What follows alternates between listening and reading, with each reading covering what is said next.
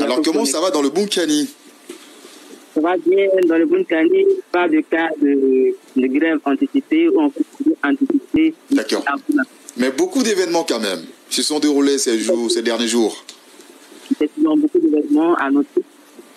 Et pour cette synthèse de l'actualité dans le Bunkani, nous avons exactement l'atelier de renforcement des capacités des acteurs de l'espace Maurice de l'agroforesterie, la 4e session ordinaire du conseil régional, le lancement officiel du projet de stabilité sociale de l'ONG EITF et l'attaque d'un cas par des coupeurs de route. D'accord, on vous écoute alors pour le développement. Des acteurs de l'agriculture, des forêts et des animateurs radio prennent part actuellement à un atelier sur les thématiques de l'agroforesterie depuis le mercredi dernier ici à Bouna.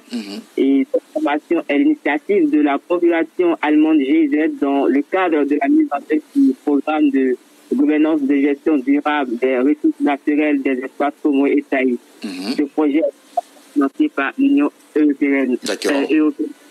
Et la formation continue jusqu'au mercredi prochain.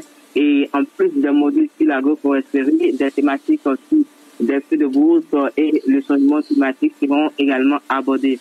Et indiquons que la même formation a lieu actuellement à Dabakala et après cette phase, l'ensemble des participants vont se rendre à Azopé en janvier pour la phase pratique initiale. Et le conseil régional a tenu sa 4e session ordinaire de son nouveau mandat hier mardi. Et c'était une réunion bilan de l'année 2023 et de perspective de l'année 2024. Selon les questions du conseil, Ian Philippe, les seules ressources dont dispose le conseil régional actuellement sont les subventions de l'État. Ainsi, le conseil envisage de prélever bientôt des taxes auprès des populations conformément aux textes pour soutenir le projet de la région.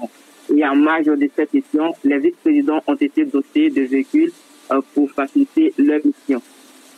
Il y a également l'ONG EITF Ensemble Imagination et Construisons le futur a procédé au lancement officiel du projet engagement des jeunes et des femmes pour la prévention des crises, la stabilité sociale, la consolidation de la paix et la réduction des violences dans le nord de la Côte d'Ivoire.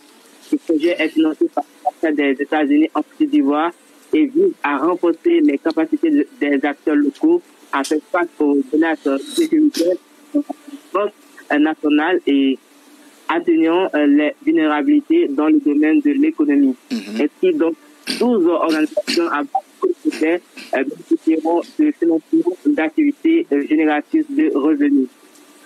Terminons par cette note d'insécurité. D'accord. Une compagnie de transport faisant la ligne de recours à Dijon a été attaquée par des coupeurs de route vers Plaquet-Sou, c'est dans la région du Gontigo, et c'était dans l'après-midi du lundi dernier, avant-hier lundi dernier.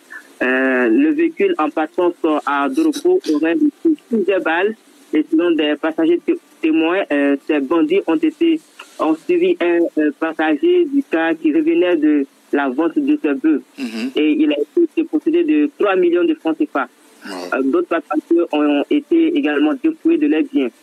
Notons qu'il n'y a pas eu de mort, mais la convoyeuse a reçu une balle au pied et la victime a été évacuée à Bondoukou et sa vie est actuellement hors de danger. C'est tout pour aujourd'hui. Merci de nous avoir suivis. Merci à vous, Alassane Ouattara, en tout cas, pour tous ces événements relevés. Inch'Allah, on dira prompt rétablissement tout simplement à ceux qui ont été blessés.